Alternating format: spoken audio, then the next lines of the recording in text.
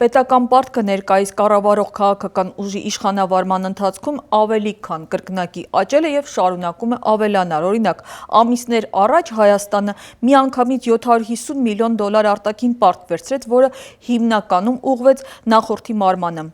Հաջորդ տարի կառավարությունը նախատեսում է եւս $1.4 միլիարդ պարտք վերցնել դեֆիցիտը ծածկելու համար։ Եվ սա այն դեպքում, երբ կառավարության ներկայացուցիչները բազմիցս նշում են, թե պետական բյուջեի եկամուտների աննախադեպ աճ են ապահովել, համախառն ներքին արդյունքը կրկնապատկվել է։ Բայց ոչ թոշակներն են ավելացել, ոչ նվազագույն աշխատավարձերը բարձրացել, ոչ էլ նոր արտադրություններ բացվել։ Այս առնչությամբ իրենց հակափաստարկների մասին ենք զրուցելու «Առավոտի առերեսում» հաղորդաշարի այսօրվա տնտեսագետ հյուրերի հետ։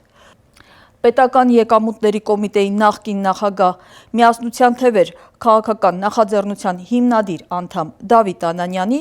եւ Աշխատանքի եւ սոցիալական հարցերի նախկին նախարար, Ապրելու երկիր կուսակցության համահիմնադիր Մեսրոպ Առաքելյանի հետ եւ ձեր նախկին պաշտոնի բերումով առաջին հարցը ձեզ եմ ուղղելու։ Այս ասացի թոշակները չեն բարձրացել, բայց կառավարության ղեկավարը պնդում է, որ այդ բարձրացումը իրենք իրականացնում են այլ ձևերով, մասնավորապես վերջին փաստարկը մեջ բերեմ, որն ասում է, որ օրինակ առողջության ապահովագրությունը ավելի նախընտրելի է, քան թոշակների բարձրացումը, մեջ բերում իր խոսքից։ Եթե մենք մարդու թոշակը ամիսը 10,000 դրամով բարձրացնենք, ինքը իր առողջապահական խնդիրները կարողանալու է շատ թե քիչ պատշաճ ձևով լուծել, ոչ չի կարողանալու։ Դրա համար մենք ասացինք, եկեք ոչ թե թոշակը ավելացնենք, այլ առողջապահության համակարգներ դնենք։ Դրանով մենք 65 տարեկանից բարձր տարիքի թոշակառուների ավելացրած թոշակը առանց իրենց հարցնելու դնում ենք այնտեղ, բայց իրենք այնտեղ ստանալու են մի քանի անգամ ավելի արժեցող ծառայություններ, որոնց կարիքը իրենք իհարկե կունենան։ Այս փաստարկը ձեզ համար համոզիչ է թե ոչ։ Իհարկե ոչ, որովհետև այդ երկու համակարգերը իրար հետ համադրելու անհրաժեշտություն եւ տրամաբանություն չկա, այն որ առողջապահության ապահովագրական համակարգ է ներդրվում, դա ոչ միայն թոշակառուների, այլ ամբողջ բնակչության համար պարտադիր է եւ դա առողջապահության ոլորտի ծախսերի տեսանկյունից պետք է նայենք, որտեղ բյուջեում նախատեսված է այսօրվա դրությամբ այսպես կոչված պետպատվերի համակարգը, որտեղ բյուջեում հսկայական գումար է դրված եւ առողջապահության ապահովագրության ներդրման շրջանակներում բնակչության զգալի հատվածը դրա համար վճարելու է, մասնավորապես 200,000 դրամից ավել աշխատավարձ ստացողները ամսական մոտ 10,800 դրամ են վճարելու, որը տարբեր աշխատավարձերի համար բավականին բարձր բեռ է, այսինքն մոտ 2-3% իրենց աշխատավարձից մեր քաղաքացիները վճարելու են։ Առողջապահության պնդում է, որ ընդամենը հաշվի առնելով է զինծառայողների զինապարտ հիմնադրամի, որ ընդամենը շատ փոքր գումար, մինչև 1,000 դրամեր չէ հասնում։ Ընդհանրապես մեր այսօրվա իշխանության ամենագլխավոր խնդիրներից մեկը մաթեմատիկական բազային գիտելիքների բացակայությունն է կամ դրանք մանիպուլյացիոն տեսանկյունից ներկայացնելու։ Այսինքն թվերը դրանք ճշգրիտ են, այսինքն սա այն մանիպուլյացիան չէ, որ անում, այսինքն հաշվարկներ են եւ առավել եւս որ մարդիկ հաջորդ տարվանից իրենց աշխատավարձը որ ցածր ստանան, մարդը կարա հաշվի տեսնի ինչքան է ստանում։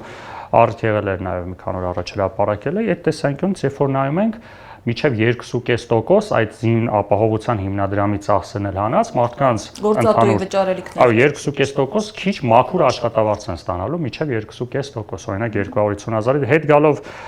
սկզբին թոշակների բարձրացումը չպետք է դնենք առողջապահության ապահովագրության համակարգի հետ։ Դա կա պարտադիր պետք է լինի, որ առանձին համակարգ է կարող են քննարկել, իսկ թոշակները վերջին տարիներին ընդհանրապես չեն բարձրացել եւ առնվազն միայն տարեկան գնաճ է, երբ որ նայում ենք Խոսենք այդ մասին։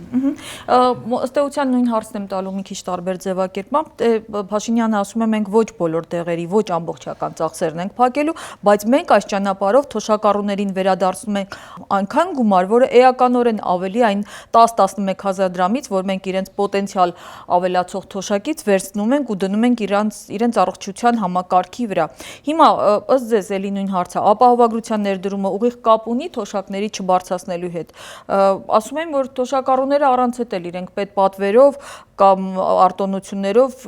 իրենք ունեին այդ հնարավորությունը, այլ հարց է, որ ոչ միշտ էին կարողանում օգտվել։ Բացարձակ կապ չունի, որովհետև թոշակային համակարգերը կամ կենսաթոշակային ապահովության ընդհանուր համակարգը դա պետության սուրբ պարտականությունն է, որ ինքը չպետք է անուղղակի ինչ-որ մեթոդներով փորձի լրացնի այդ բացը եւ մի թեզի մասին էլ իրենք խոսում այդ քեշբեքերի համակարգը, որ հունվարի 1-ից կրկնապատկելու են եւ իրենք սիրում են դա հիմի աֆիշավորված գովազդել, որտեղ իրենք դա նաև ասում ենք Հեշբեկերի համակարգի հետվճարների համակարգի ավելացմամբ իրենք նաև թոշակային որոշակի գնողունակության թոշակառուների որոշակի գնողունակությամբ են ապահովելու։ Առողջապահության հետ կապված տեսեք ինքը նոր չի, ինքը 5 տարուց ավել քննարկվում է եւ ժամանակին նաեւ երբ որ մենք կառավարությունը որոշակի մասնակցություն ունենք, այդ քննարկումներին դեմ էինք արտահայտում, որովհետեւ ընդհանրապես հարկաբյուջետային համակարգի եւ ընդհանրապես բյուջետային համակարգի տրամաբանությանն էինք դեմ, որովհետեւ եկամուտների ու ծախսերի կապակցվածության սկզբունք ընդհանրապես Հայաստանում չի գործում։ Եկամուտները հավաքվում են եւ ըստ ծրագրերի ֆինանսավորվում են։ Հիմա եկամուտն ու ծախսը կապակցվում են իրար հետ։ Բացի դրանից մենք դա ենք հակափաստարկ բերում եւ նաեւ աշխատավարձային, տեսեք, հունվարի 1-ից մտնում է համակարգը առաջի փուլով թոշակառուների, որպես շահառուներ, այո, եւ 200,000-ից, այսինքն խոցերի խմբեր, եթե կարելի այդպես ասել, բայց հիմա ոչ հիմնադրամը կա, ոչ այդ եկամուտների ծախսման համակարգերը կա, այսինքն հունվարից դրվում է եկամուտներ գանձելու դրոշմանիշնային վճարների փոխարեն մտնում է այդ ապահովագրականը։ Հունվարի 1-ից արդեն փաթեթները ակտիվացված են արվել։ Եթե մենք սա բանանենք, ինքը քաղաքական դրդապատճառ է։ Փոխարենը չասեք, պարոն Անյանը, դրոշմանիշը պահպանվում է, մի քիչ նվազել է, նվազելու է։ Նու փոխարենը չի բան, այո, երկուսն էլ գործելու են, բայց մեկը մեկին ոնց որ կլանելու է, էլի, իբր թե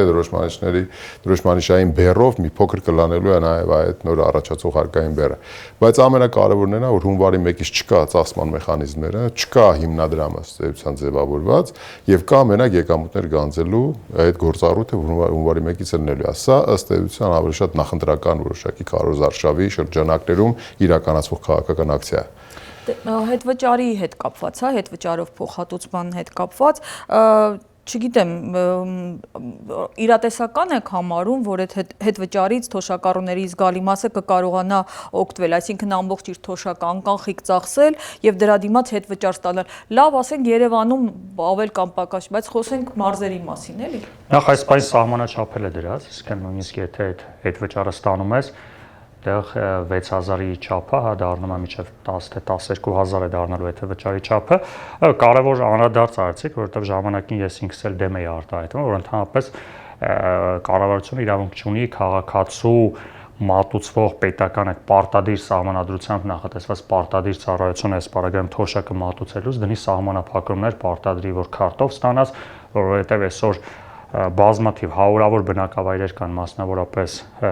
գյուղական բնակավայրեր, որտեղ ուղղակի բանկոմատ չկա, այսինքն մարդիկ հնարավորություն չունեն։ Հնչեցնեմ, հա, վերջին տվյալներով 661,000 ավելի թոշակառուներից եւ նպաստառուներից հետվճար է ստացել ընդամենը 366,000-ը, կեսից մի փոքր ավելին, այսինքն մոտ կեսը դուրս է եղել դրանից, բայց կառավարությունը շարունակում է պնդել, որ բարձրացրել է այսպիսով թոշակներն ու նպաստները։ Իսկ թոշակառուների կամ ցանկացած քաղաքացու են պարտադիր առաջնային ծախսերի մեջ մտնում են կոմունալ վճարներ, այսինքն դու համարում ես, որ առաջին այդ ծախսը անում ես պարտադիր, ու երբ որ նույնիսկ անկախ գումարից դնենք մի կողմ, այսինքն այդ կոմունալ վճարները, երբ որ մարդիկ հիմնականում նաև թոշակառուները կանխիկացնում գնում են հայ փոստի կամ ինչ-որ այլ բաժանմունքում վճարումներ են անում, այսինքն դրանից չեն կարողանում օգտվել, սա ինչ-որ մի փոքր առավելություն է, որ հիմա կարելի ասել որպես հա ինչ-որ փոփոխություն, բայց սա համարել, որ փաստացի մարդիկ ստանում են, այսինքն մարդը հավելյալ ինչ-որ նաև բազմաթիվ տեղեր կա, ասում չեն գյուղական բնակավայրերում մարդիկ առնում են գյուղմթերք, այսինքն ասել, որ այսօր Հայաստանում հնարավոր է ցանկացած գործարք իրականացնել անկանխիկ, ասել դե գնացեք անկանխիկով ստացել, մենք ինքներս էլ չէ Երևանում բազմաթիվ գնումներ, առավելևս գյուղմթերքներ հնարավոր չէ իրականացնել անկանխիկ վիճակում։ Ես մի փոքր լրացում ձեր թույլտվությամբ, տեսեք, ստեղ պետք է զանազանել անուղակին ուղակի պարտականության հետ։ Սահմանադրական պարտականություն կա թոշակային համակարգերի գործարկման եւ թոշակառուների հետ կապված։ Չի կարելի անուղակի մեթոդներով, այսինքն այդ հետվճարային համակարգերի առողջապահության բանի ապահովագրության համակարգի ներդրմամբ փորձել նաև մանիպուլատիվ ներկայացնել, որ սա ըստ էության նաև անուղղակիորեն մենք թոշակային կենսաթոշակային համակարգին խթաններ ենք տալիս եւ թոշակառուները կունենան առավելություններ որոշակի։ Տեսեք, պետության հոգացության բանի ուղակի օգտության շրջանակում են կենսաթոշակառուները եւ կա հստակ մի պահանջ, որ դու պետք է անպայման թոշակները բարձրացնես գոնե նվազագույն սամփյուղին նվազագույն Իսկ ո՞նց սամփյուղին։ են համադրվում ինֆլյացիայի համեմատ թոշակների բարձրացումը։ Տեսեք, թոշակների բարձրացումները եւ ընդհանրապես ինֆլյացիաները իրենք անհամաչափ են եւ ընդհանրապես ոչ մենակ թոշակները, նաեւ աշխատավարձերի բարձրացման տեմպերը թվաբանորեն թվում է թե գնաճի 3-7%-ի շրջանակներում գնաճի պայմաններում կարծես թե պլյուս 5-6% աշխատավարձի աճը ոնց որ թե ավելի շատ աշխատավարձը աճում, քան օրինակ գնաճը, բայց իրականում գնողունակությունը, իրական բեռը, վարկ մարելու պարտականությունները, այս ամեն ինչը գնալով մարդիկ այդ թվաբանությունը չեն հասկանում, որտեղ սեփական իրենց գրպանում ամսովերջում տեսնում են, որ չկա այն գումարը, որի մասին, ասենք, բանը հայտարարվում է։ Տեսեք, այդ 85,000 դրամը, եթե մենք ֆիքսենք մոտավորապես, թող պարոն Արաքելյանից ուղի, եթե ես կսխալվեմ, այդ նվազագույն շեմը, ապա դա մոտավորապես այսօրվա մեր թոշակառուների թվականակը եւ այդ բարձրացման շեմը ինքը մոտավորապես 180-ից 200 միլիարդ դրամի մասին է խոսքը։ Տեսեք, այսօրվա քաղաքական կոնյունկտուրան այնպիսին է, որ եթե դու ուզում ես իրականում թոշակները բարձրացնես, ապա դա միջնաժամկետ հեռանկարում հնարավոր է, բայց քանի որ իրենց նպատակներն ու քաղաքական կոնյունկտուրան կարճաժամկետ նպատակները հետապնդում, բնականաբար իրական թիրախներ չեն թիրախավորվում, իրական նպատակներ չեն դրվում եւ հետեւաբար այսպիսի անուղակի բաները,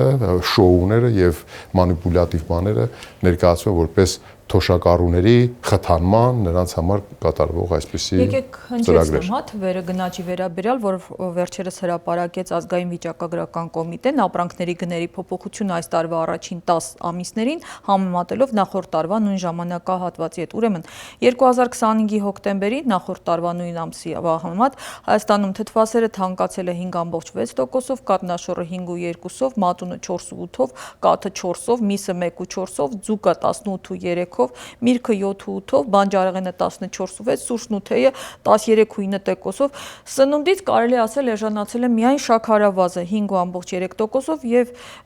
այդպես էլի, չգիտեմ, համադրելի է այս ամենը։ Կանաչու եւ բանի փոխարինման հայտնի բաներ կար։ Եթե հիշում եք նախկինում, եթե թանկացել է ինչ-որ բանը, կարող եք կանաչի ձեռք բերել, չէ՞, այսպեսի բաներ կային ժամանակին։ Մեղմ եք արտահայտվում։ Այո։ Կարևոր մի արձանագրում անենք, քանի որ միշտ խոսում ենք այդ գնաճին համարժեք թոշակների կամ աշխատարի բարձրացման, կարող է արձանագրել գնաճի մեջ, որովհետև տարբեր ապրանքներ կան, հա։ Այսինքն պարոն Անյանը ճիշտ ասաց, որ մարդիկ ամսավերջ տեսնում որ ավելի շատ փող չի հերիքում, քան այդ գնաճի հրապարակված թվերն են։ Երբ որ ձեր նշած թվերով ամեն ինչ կարգին է թվում, բայց Կենտրոնական բանկասումը իրենց սահմանված գնաճի մեջ կան բազմաթիվ ապրանքներ, որոնք առավել եւս աղքատ բնակչությունը, նույն թոշակառուները չեն օգտվում, այսինքն երբ որ դու սկսում ես ապրանք առնել, սկսում ես առնել սննդամթերքից, հետո երբ որ փողը թերիքում է, նոր առնում ես ապրանքներ, որոնք գնաճի կառուցվածքում ավելի քիչ են բարձրանում։ Երբ որ դու պայմանական ասած առաջին այդ, ասենք, միջև 50,000 դրամ ծախս երբ որ անում ես, այդ առաջին 50,000 դրամ ծախսով գնվող ապրանքները միշտ ավելի շատ են թանկանում, որը մոտավորապես առնվազն 10% է կազմում, այսինքն թե գնաճը մոտ 3-4%-ի սահմաններում է, այդ առաջին անհրաժեշտության ապրանքները սննդամթերքը մասնավորապես մոտ մինչև 10% թանկացում են ունենում եւ հետեւաբար պետք է ավելի ճիշտ, եթե հաշվարկենք, պետք է ոչ թե գնաճի հետ համադրենք, այլ սննդամթերքի, այսինքն առաջին անհրաժեշտության ապրանքների գնաճի մասով, այդ տեսանկյունից եթե նայում ենք, այս տարի գնաճը մի քիչ մեղմ է, բայց մի 2 տարի առաջ այդ սննդամթերքի գնաճը նաև պաշտոնական տվյալներով մոտ 20% է նույնիսկ ասել, այսինքն այս տեսանկյունից թոշակների բարձրացումը արդեն կենսական անհրաժեշտություն է, առավել եւս նվազագույն թոշակի բարձրացումը, այսինքն նվազագույն թոշակը Իսպանիայում Հայաստանում մոտ 36,000 է, առնվազն պետք է երկու չափանիշ կա սպառողական զամբյուղի, առողջապահության հաշվարկներով նախարարության եւ նաեւ համաշխարհային բանկի մոտ 60-ից մինչեւ 75,000 դրամի սահմաններում է տատամ, այսինքն առնվազն միջի մոտ 70,000 դրամ, այսինքն նվազագույն կենսաթոշակը պետք է կրկնապատկվի եւ ոչ թե բոլորինը բարձրացվի, այսինքն այսօր կան թոշակառուներ, որոնք այսինքն սա նաեւ բյուջեի վրա է քիչ բեռ լինում, որովհետև եթե բոլորին օրինակ կրկնապատկում ես, 100,000-ը կրկնապատկելուց եւս 100,000 պետք է ծախսես, իսկ 50,000-ի համար, այսինքն դրա կեսը ավելի շատ մարդու կարած։ Դրա համար պետք է սկսենք ավելի ցածր կենսաթոշակ ստացողների կենսաթոշակը։ Եվ դա հնարավոր է աշխատավարձերի մասին է, որտեղ մենք մենակ միայն թոշակների մասին ենք խոսում, բայց երևի այս բոլոր փաստարկները պիտի վերաբերեն նաև նվազագույն աշխատավարձին, որ էլի ակնհայտ է, էլի զիջում է նվազագույն սպառողական զամբյուղին։ Ճիշտ եք, բայց թոշակառուները եւ ընդհանրապես կենսաթոշակը շատ ավելի խոցել է, որովհետեւ իր նվազագույն չափը բավականին տարիներ շարունակ ինքը չի վերանայվում էականորեն, այսինքն այն ինչ որ 1000 դրամ կամ 2000 դրամով տարիների ընթացքում այդ վերանայումները դրանք որևէ հարց չեն լուծում եւ էական չեն։ Նույնը աշխատավարձները, տեսեք, թոշակառուների ընդհանրապես գնողունակություն եւ գնումների զամբյուղի, այդպես կարելի ասել, դրանք պարենային ապրանքներն են, դրանք դեղեր են, առողջապահական ծառայություններ, այսինքն այն ինչ որ բնորոշ է թոշակառուներին։ Եթե տեղափոխում ենք աշխատավարձին եւ տեսնում ենք աշխատավարձ ստացողների ընդհանրապես այդ գրադացիաները 100-ից 200,000, 200-ից 500,000, 500-ից միլիոնից ավել եւ նայում ենք այդ շերտավորումները, այսպես ասած աշխատավարձային, տեսնում ենք, որ թեև աշխատավարձը ինքը միջին աշխատավարձային մենք ունենք աճի ցուցանիշ, բայց այդ միջին աշխատավարձի աճի ցուցանիշը ընդհանուր որևէ էական կամ որևէ առարկայական բան մեզ չի ասում։ Պարոն Արաքելյանն ասեց բանի թանկացումները նախորդ տարիների պարենի հետ, բայց նաև թոշակառուներից եթե գալիս ենք արդեն ակտիվ աշխատողներին, մենք այսօր գիտենք, որ սպառողական վարկեր, հիպոթեկային վարկեր գրեթե ազգաբնակության մոտ 80%-ը ծանրաբեռնված է այդ վարկերից։ Եվ այդ վարկերի սպասարկումն է բան տալիս, եւ այդ սովորաբար այդ վարկերը կամ կենցաղային ինչ որ գնումներ կատարելու համար են, այսինքն ֆինանսական եկամուտները չբավարարելու պատճառով մարդիկ մտնում են սպառողական վարկերի բեռի տակ։ Մյուս կողմից էլ այս շինարարական բումը ըստ էության հիպոթեկային մեծ վարկային բեռը առաջացնում ակտիվ գնողունակ, ակտիվ աշխատող մարող բում է իհարկե արդեն։ Նու մարող, բայց ինքը դեռ տեսանելի ապագայում այո այդ վարկերի սպասարկման հետ կապված նաև բյուջետային ծախսեր են տեղի ունենալու։ Հետևաբար այստեղ տեսեք նաև եկամուտները եւ վարկային եկամուտները գնում են շինարարությանը ֆինանսավորելուն եւ մարդիկ ձեռք են բերում բնակարաններ ըստ էության այն пассив տնտեսության ճյուղն է, որը հետագայում վերարտադրություն չի ապահովում, այսինքն մեր եկամուտները հոսում են տնտեսության սխալ ճյուղ։ Ու մի հավելում էլ անեմ, թեև միջին աշխատավարձը արձանագրում է, որ որոշակի բարձրացում է ունենում, բայց բնակության աշխատավարձ ստացողների մոտ կեսը ստանում է 200,000-ից ցածր աշխատավարձ, այսինքն մաքուր 150,000 դրամ, որը եթե բաժանում ենք ընտանիքի վրա, նույնիսկ եթե երկու հոգի են աշխատում, էլի աղքատության շեմին համարյա մոտ է լինում, ընդ որում այս պատկերը մարզերում ավելի խայտառակ է, մարզեր կան, որտեղ բնակչության աշխատողների 80%-ը ստանում է 150,000 դրամից ցածր աշխատավարձ, օրինակ Արագածոտնի մարզում, Շիրակի մարզում։ Տեսեք, մենք խոսեցինք թե ներգրաված դրսից ինչ չի արել կառավարությունը, հիմա խոսենք այն մասին, թե ինչ է արել, խոսքը արտաքին պարտքի մասն է։ Նոյեմբերի 13-ին պետբյուջեի խորհրդանական քննարկումների ժամանակ Փաշինյանը հայտարարեց, մի հատ էլ ասում են 8 միլիարդ արտաքին պարտքը աճել է, ինչ է կարել։ Չգիտեք ինչ են կարել, լավ, չէինք ուզում ասել, դա էլ ասենք, զենք են կարել։ Պարտքով ենք զենք առել, այո, պարտքով ենք զենք առել։ Ինչու, որովհետև շատ է պետք եղել ու միանգամից չեք հավատում, իրավունք ունենք։ Ասում եմ եկեք տանենք ցույց տանք, կարան գնապիտակներն էլ վրայից կպցնենք, որ իմանանք ինչ արժեն։ Արդյոք 8 միլիարդ դոլար արտաքին պարտքի աճը հենց կարող է պայմանավորված լինել միայն սպառազինության գնումով։ Ավելի հստակեցնեմ, պարտքերով, հատկապես միջազգային կառույցներից վերցրած վարկերով, որոնք առավելապես ծրագրային վարկեր են, արդյոք Հայաստանը կարող էր զենք առնել։ Գիտեք, այդպես չպետք է նայել հարցին, տենց ուղղակիորեն դա մի քիչ մենք էլ կարող ենք նույնիսկ մենք էլ մանիպուլատիվ ենք էլի հանրության համար։ Բնականաբար վարչապետի ասած մտքերը իրականության հետ կապ չունեն։ Դրանք էմոցիոնալ ասած մտքեր են եւ կարծում եմ հենց պահի տակ իր ուղեղում ծնված մտքեր են, այսինքն դրանք մանիպուլյացիա, ներողություն, ես հարցից նաեւ որ հիմնականում դրսից բաները տրամադրվում են տարբեր ենթակառուցվածքային, սոցիալական միջոցառումներ ֆինանսավորելու համար։ Ես չեմ պատկերացնում ինչպես կարելի է զենք առնել։ Տեսեք, զենքը ես հետ եմ ուզում ասեմ, եկեք թվերով խոսենք, 17 թվականին մեր արտաքին պարտք եղել է 6.8 միլիարդ, հիմա հոկտեմբերի 1-ի դրությամբ 14.3 միլիարդ է, այսինքն ինքը գրեթե կրկնապատկվել է։ կրկնապատկվել է, բայց կրկնապատկվելը այստեղ շատ կարևոր է նաև այդ արտաքին չէ, այսինքն պետական պարտքի կոմպոզիցիան էլ է փոխվել։ Եթե նախկինում օրինակ 17 թվականին 55-45% համամասնություն կար, այսինքն արտաքին պարտքը կեսից ավելին էր, ներքին պարտքը ավելի քիչ էր, ապա հիմա փոխվել է։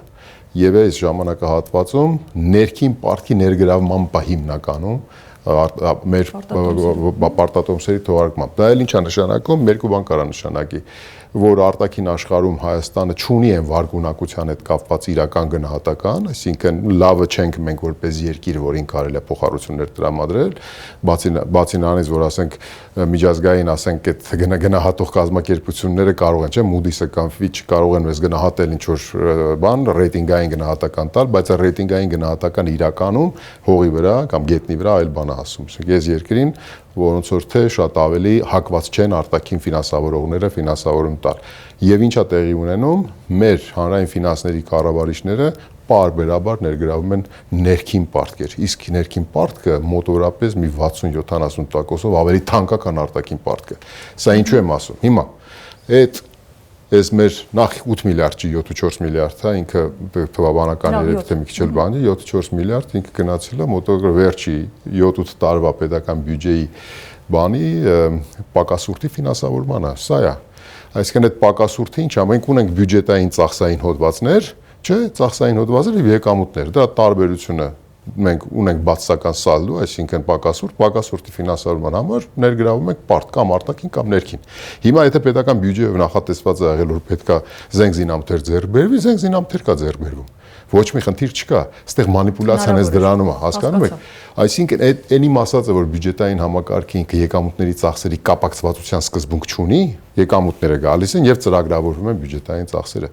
Այդ ձեր ասածն էլ կարող ասենք ընկալի, որ կարծոք մենք կարող էինք միջազգային մեր գործընկերներից պարտք վերցնել ձենք առնելու համար, այո, կարող էինք։ Ոչ մի խնդիր չկա, բայց ներողություն 7-4 միլիարդ ուղղակիորեն չի գնացել զենք ձեռք բերելու համար։ Բնականաբար 20 թվականի 44 օրյա պատերազմի ժամանակ բյուջեով չնախատեսված ծախսեր են կատարվել, բայց ոչ այդքան։ Ինչ են կարել, չգիտեք, որ COVID է եղել։ Վարկենք վերցրել, որ երկիրը COVID-ը հաղթարի պատերազմի ժամանակ։ Բայց COVID-ի բանի ֆինանսավորումները դրանք կոնկրետ թվեր են, էլի պետք չի բան անել։ Մոտորապես 170 միլիարդ դրամի մասին է խոսքը։ Այն ժամանակ համ պարոն Առաքելյանն էր կառավարությունում, համ ես էի կառավարությունում, շուտ 22-ից 24 միջոցառումը իրականացվել, ծախսվել 170 միլիարդ դրամ։ Դա միլիարդավոր դոլարներ չի էլի։ Մի քանի հավելում անեմ, նախ շուտ պարոն Անենյանը նշեց, որ բյուջետային մուտքերը, այդ թվում նաև ներգրաված միջոցները կոնկրետ ծախսեր չեն կապում, իսկ մոտավորապես ասենք կլոր ասեմ, որ մի 50 միլիարդ ծախսես վերջին տարիներին եթե եղել է, այդ 50 միլիարդի մեջ այդ 7 միլիարդը միշտ կարելի է ասել զենք են առել, կարան ասեն դե թոշանք ենք վճարել, աշխատավարձ ենք տվել, այսինքն որ ոլորտին ուզի կարող է, որ օրը պետք լինի, կարան ասեն սա ենք արել։ Բայց մի հատ եկեք գանք այս վերջի 2 տարում, հա, այսինքն այս 25 թվականին, լավ այդ 20 թվականին պատերազմեր զենք էինք առնում, կովիդ էր, բայց հիմա այս փառայի խաղաղության տարվա համար պետական պարտքի ինչի ավելանում, բա ոչ կովիդ կա, ոչ, այսինքն այդ տեսանկյունից ու մի հավելում էլ անեմ, այստեղ մի րոպե թույլ տվեք ՀՊ-ի падգամավորներից մեկը ձեր հենց հարցինի պատասխան, Արուսյակն էր Մանավազյան, ասում է պետական պարտք ենք վերցրել, ավելացրել, ով որ դրան դեմ է, ստացվում է նա դեմ է ճանապարհներ, մանկապարտեզներ եւ դպրոցներ կառուցել, այսինքն դեմ է պետության զարգացմանը։ Սա էլ ձեր հարցի պատասխանը, թե վերջին 2 տարում ինչ են արել։ Պարոն Առաքելյանից ներողություն խնդրեմ, ռեպլիկի կարգով դրան պատասխանեմ հարգելի падգամավորի այդ խոսքին։ Տեսեք, կա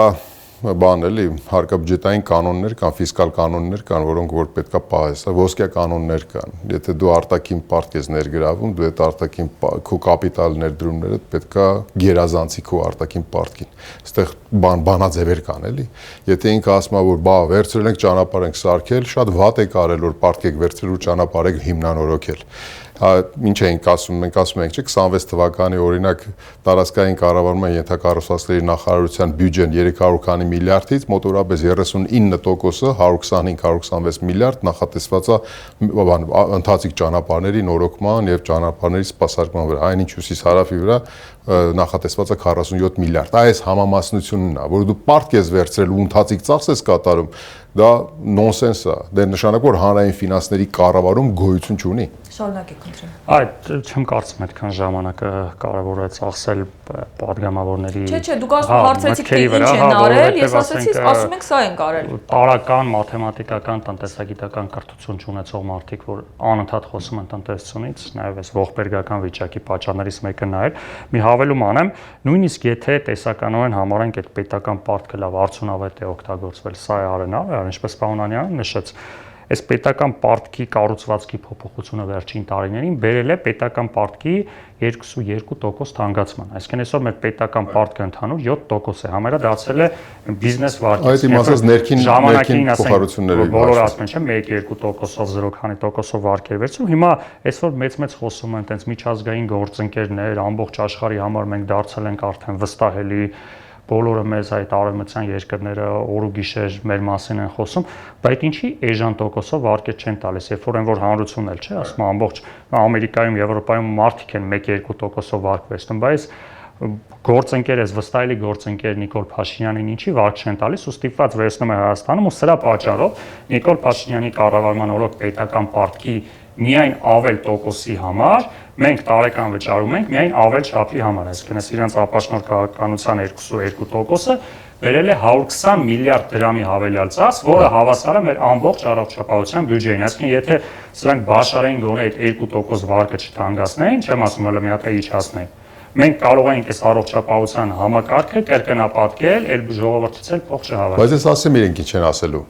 Հակադարձելու են պարոն Արաքելյանին, ասելու են, բայց գիտեք այդ եկամուտները, որ մենք մեր համար ծախսը, չէ որ մեր ազգաբնակչության համար եկամուտը, չէ որ մենք այդ տոկոսները թանկ որ ներգրավել ենք, այդ տոկոսները վճարել ենք բանկային համակարգին որպես եկամուտ։ Ամենամեծ հիմարությունը կլինի ուտգիտությունը, որին անընդհատ մենք առնչվում ենք, հասկանում եք։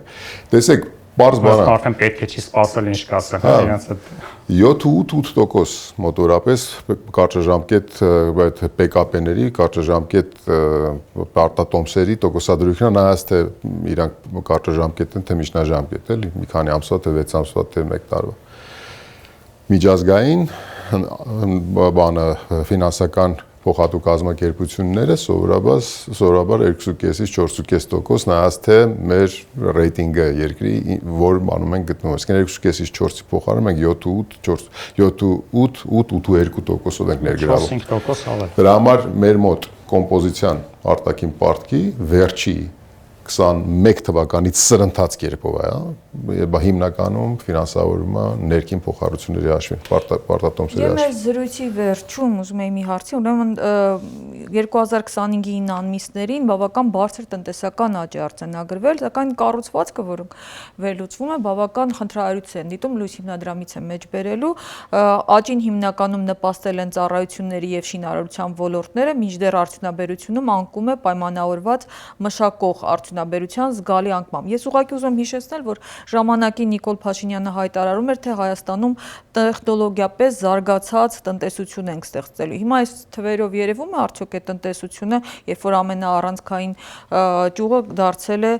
առևտուրը, մանրածախ ու մեծածախ առևտուրը, նաև ավտոմեքենաների եւ մոտոցիկլետների նորոգումը։ Այս տարվա արդյունքներում արդեն արդյունաբերության ոլորտը, որը նվազել է արդեն առևտրի ոլորտից ծավալային առումով արդեն անկում է ապրել, որը բավականին մտահոգիչ ցուցանիշ է, որտեղ արդյունաբերությունը անկախ ամեն ինչից պետք է տնտեսության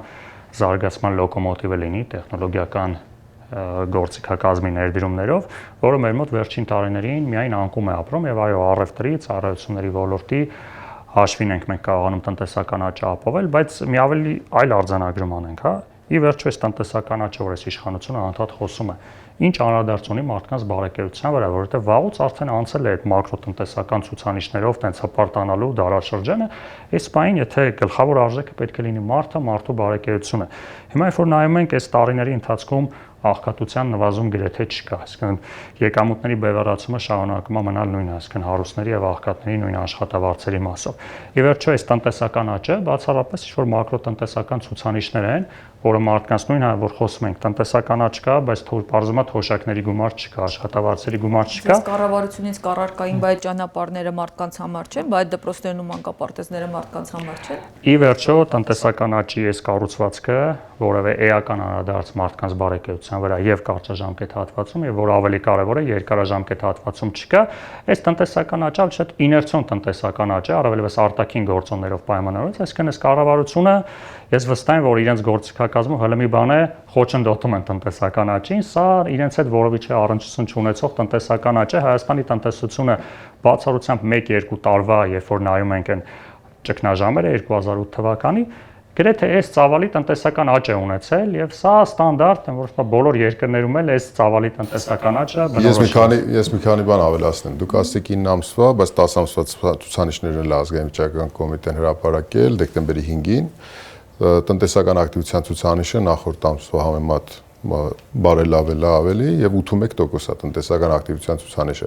Կոմպոնենտները նույնն են, ինչ որ 9 ամսվա, ինչ որ դուք ասեցիք, ինչ որ լույս հիմնադրամի հաշվետվության մեջ կան, ով բարբերաբար այդ բաներ որ հրապարակում են իրենք, 81%-ի կոմպոզիցիան առաջի 3-ը ծառայություններ, շինարարություն, առևտուր։ 3 ամենախոշոր ոչ արտահանելի ճյուղերը։ Ինչա նշանակում որ ոչ արտահանելի ճյուղերը։ Մեր տնտեսության կառուցվածքն է շատ վատը։ Տեսեք, ծառայությունները իրենք ուղղված են ներս, որոշակի բացառություններով կան եւ ծառայություններ, որոնք ճակերտավոր ասած արտահանվում են, բայց հիմնականում դրանց սպառում Հայաստանում է։ Առևտուրը ինքը ավելացված արժեք չստեղծող ճյուղ է, որովհետեւ ինքը ինչ է անում, արտադրողի արտադրանքը տանում է վերջնական սպառողին, ինքը որևէ բան ավելացված արժեք չի ստեղծում։ Հիմնականում ներմուծում։ Այո, հիմա էլ որ ապրանքն է ինքը, ներմուծող ապրանքը տալիս է վերջնական սպառողին։ Վերջնական սպառողը մենք ֆինանսավորում ենք այլ երկրների համախառն ներքին արդյունքը, որովհետև մեր մոտ տնտեսական կառուցվածք եւ արտաքին առևտրաշրջանառությունը 30 տարիների ընթացքում միշտ եղել է մինուս։ Մենք ավելի շատ ներմուծել ենք, քան արտահանել ենք։ Մեզ ինչա պետք անել, որpիսի մենք շատ չխորանանք, թե կառավարությունը, թե պետությունը ինչ է ասում, գովերքում է ինչ անում։ 22 թվականից, նույնիսկ 21 թվականի վերականգնումը տնտեսական էլի արտաքին գործոններով էր պայմանավորված, հիշեք Ամերիկայի Միացյալ Նահանգներում post-COVID-ային ժամանակահատվածում 3.2 տրիլիոն հատուցում վճարվեց ամբողջ ազգաբնակչությանը։ Մեր հայ ժողովրդի մի մասնիկը, բանի Կալիֆոռնիայում հիմնականում այնտեղ տեղակայված, այնտեղից շատ մեծ բան ա եղել, տրանսֆերտների հոսք ա եղել։ Այսինքն մենք տրանսֆերտների ներմուծումների հաշվին 21 թվականի տնտեսությունն ենք վերականգնել, 22 թվականի փետրվարից էլ ռուս-ուկրաինական հակամարտության բանից եղել է մարդկային կապիտալի բաների արտահոսք դեպի Հայաստան։ Այսինքն մեր տնտեսական աճը հիմա պայմանավորված է եղել արտաքին եւ արտածին գործոններով։ Հիմա վերջում այդ արտաքին արտածին գործոնները կամած արդեն թուլանում են, նվազում են, այդ նույն տենդենսն էլ գրանցում է մեր տնտեսական ակտիվության ցուցանիշը։ Եվ վերջին հարցը համաշխարհային բանկն էլ կանխատեսում է, որ առաջիկա տարիներին Հայաստանի տնտեսական աճի տեմպը դանդաղելու է, չգիտեմ, թվերը կարող եմ հնչեցնել, որ 5.2-ի փոխարեն 4.9% եւ այլն։ Ուր մնացին ապաշրջափակման հետևանքով այդքան թմկահարվող տնտեսական օգուտները, զարգացման հնարավորությունները։ Դες պարոն Անանյանն է որ նշեց այդ արտահանման խնդիրը, որ մեր մոտ կա, այդ արտահանման խնդիրը շարունակում է մնալ, նաև այն թեզերը, որ իշխանությունները հնչեցնում են հնարավոր ապաշրջափակման մասին, այդ էլի ներմուծման մասին է։ Այսինքն տեսեք անընդհատ խոսում ենք այ Ադրբեջանի միջոցով հիմա Միջին Ասիայից սա կներմուծենք, Ռուսաստանից, հիմա էլ խոսում են Ադրբեջանից վառելիքի ներմուծում, այսինքն որևէ կամ հայ-թուրքական սահմանի բացում, որևէ միտք չկա Հայաստանից արտահանման, այսինքն չեն ասում, որ այս ճանապարհները մեզ օգնելու են, հələ Ադրբեջան արտահանման մասին էլ չխոսենք, որ այդ ճանապարհների ապաշրջափակման շնորհիվ մենք երրորդ երկրներ ինչ որ բան ենք ներմուծելու, արտահանելու, այսինքն էլի սա բերելու է ներմուծման ավելացման, որը շատ հաճախ նաև հնարավոր է որոշ չափով նաև